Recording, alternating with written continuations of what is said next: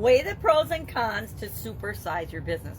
Sharon Horne-Ellstrom here with soap, a bar of soap that coincides with the framework that I teach. I've been teaching for about 3-4 years now on how to make sure that we get the best results for us. And then just a little troll that keeps my coffee warm. I put it on top of my coffee when I am getting ready in the morning, so my coffee is actually semi-hot when I go to drink it and actually make my video. So today we're talking about the idiom and the expression, weigh your pros and cons. And this has been around since the ancient Roman times, or it might be, they're not exactly sure where this idiom came from because it's an old idiom, but either ancient Roman times or Aristotle, the Greek philosopher, used it in his book Rhetoric, or a version of it, the Greek version of it. I will meat-axe the pronunciation, but it is, no, that was ancient Rome, never mind. But he used it in his book Rhetoric and shared it as a thought. So it's one of those expressions, it's one of those idioms, and it hardly feels like an idiom because it's a part of our everyday conversations. It's been a part of my entire life. Hey, what's good about this? What's bad about this? What's the pro? What's the reason for doing this? What's the reason for not doing this? And we use it as a way to analyze alternatives and objectives, which coincides with what we're doing on this year's Get Your Goals Annual Challenge. We're going through the SOAP framework, and the A in the SOAP framework is A for action, analyze, and then act now on the alternative that you select. Well, in order to analyze your alternatives, you have to have a way of doing that, a framework. You can use something as simple as the plus or minus strategy my dad taught me when I was a little girl.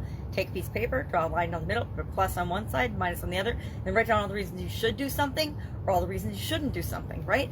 It allows us the opportunity to think ahead about the consequences of our actions or the consequences of our inaction. But it's a great way to analyze different alternatives, especially things that aren't really comparing apples to apples, right? We're not comparing exact like things. There's different costs associated with different options or alternatives. There's different amounts of resources required. There's different amounts of our time and energy, which is our most valuable resource, that are required for different alternatives and different options. So today, our action item for the challenge is to have, we brainstorm 10 things, then we pick 3, and then of those 3, we're going to do at least 3 pros and 3 cons for each one of them. And that should pretty clearly help us know which item to take action on.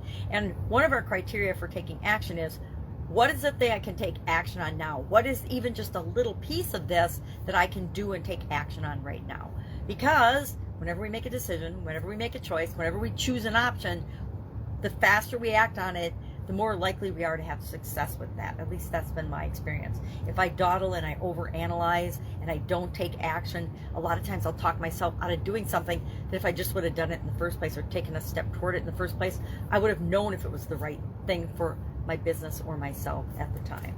So, love to know your particular experience with this particular idiom. Like I said, it doesn't even feel like an idiom to me because I've literally used it thousands of times in my life. Well, let's weigh the pros and cons. Weighing the pros and cons. What's in it for us? What's against us? Why would we want to do this? And what are the upsides and the downsides? Part of every SWOT analysis I've ever done, which I've done literally thousands of them. So that's it. If I can help you in any way, ask. Otherwise, weigh the pros and cons of, how about scaling and supersizing your business? Have you sat down and made a conscious decision to say, and I hope you have if you're in this group, yes, I'm going to grow and scale and supersize my business and change the world?